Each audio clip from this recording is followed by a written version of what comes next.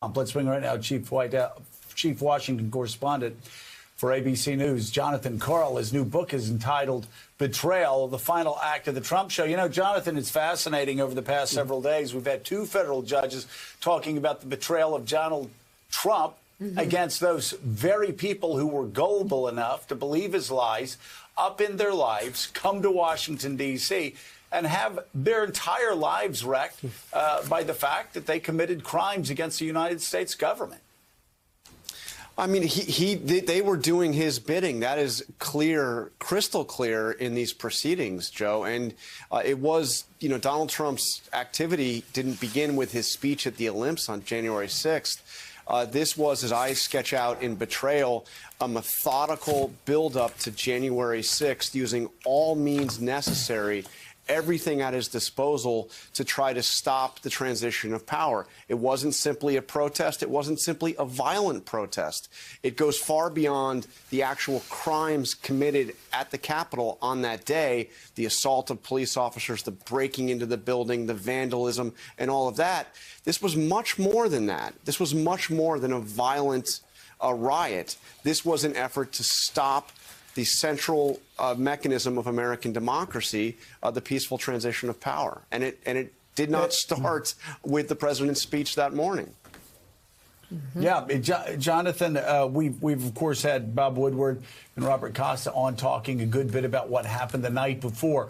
On January the 6th, though, you take us inside the Oval Office with the president and talk about even when finally pushed to make statements to these rioters, to these people that were beating the hell out of police officers with American flags and brutalizing them into inches of them losing their lives. Donald Trump, you know, Donald Trump wasn't asking them to stop the violence.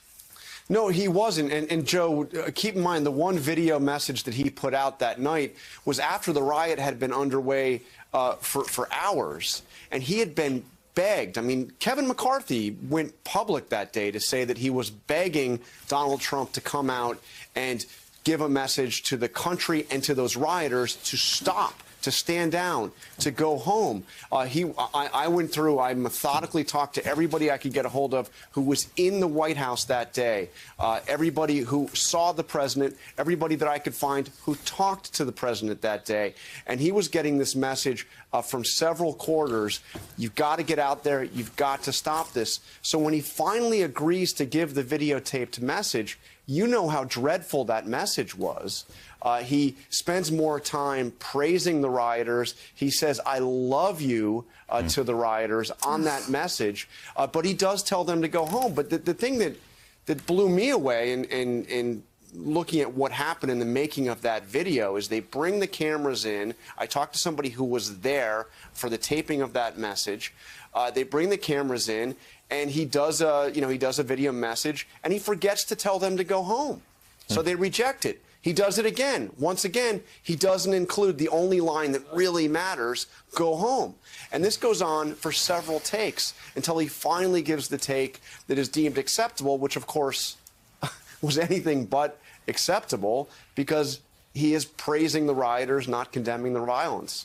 Because the fact is he was flattered by what they were doing on his behalf. He was. As you detail in the book, John, you know, we focus so much, and rightly so, on all the people who enabled January 6th, who got us to that point, who went along for the ride, who fanned the flames and supported Donald Trump. But you do write about some of the people in the book who sort of stood in the door and prevented truly a catastrophe in this country, a total collapse of the democracy. Obviously, Vice President Pence was the one on that day who stopped and didn't do what the president wanted him to do.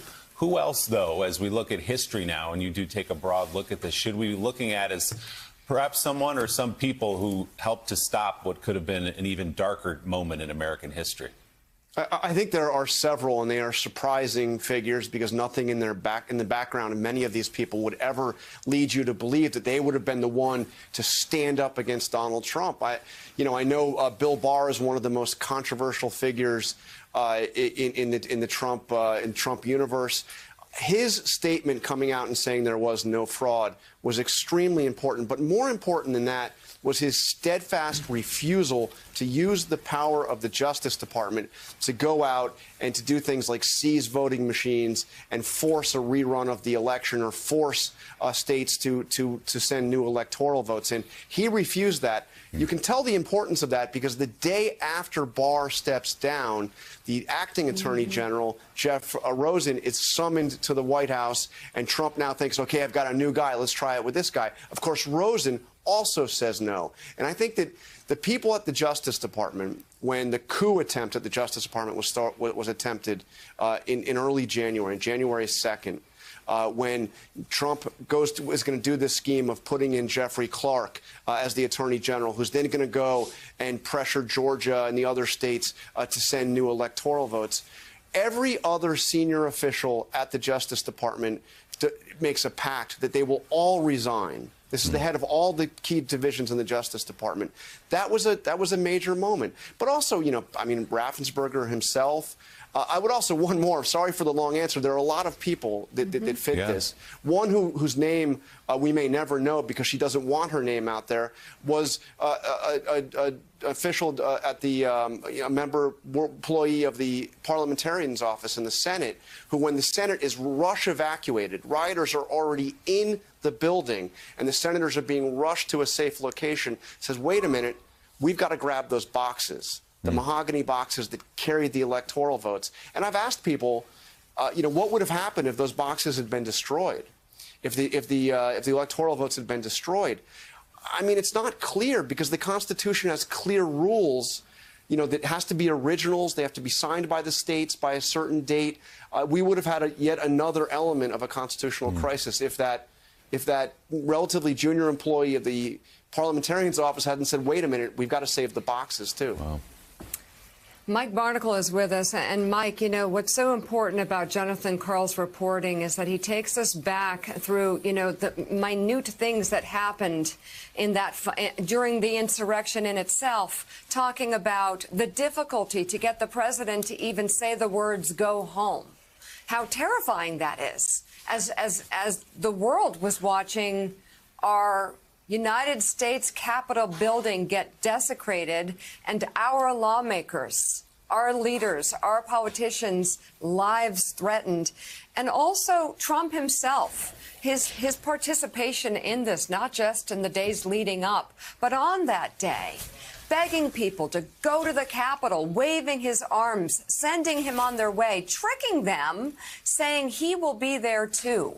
It's kind of hard not to look at who was directly responsible for this very dark day. Well, that's true, Maker, and as you'd expect from anything that Jonathan does, there are nuggets of great reporting in this book. One of the elements that he just commented upon was the forethought of taking the electoral ballots out of the United States Senate. And again, it's a reminder of how close we came that day to losing our democracy. But Jonathan, I know that you've known Donald Trump well prior to his presidency, and you sat down with him for an extended interview for this book at Mar-a-Lago, post-presidency.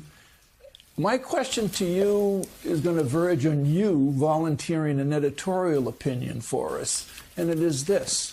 When you're sitting with Donald Trump at Mar-a-Lago after he has left the presidency, did it occur to you, my God, this man was actually president of the United States? You know, variations of that occurred to me not just in that interview, but many days before. And it was striking to me that, you know, in my first book on Trump, I recounted my very first interview with him, which was in 1994 in Trump Tower, when he was just a kind of a, you know, the big self-described media real estate mogul, and how little the guy had changed, but all that had transpired. He had been president, and not only had he won the most improbable election victory in history, the biggest upset in history in 2016, he had single-handedly, you know, brought us to the type of crisis that we had never seen in all of American history.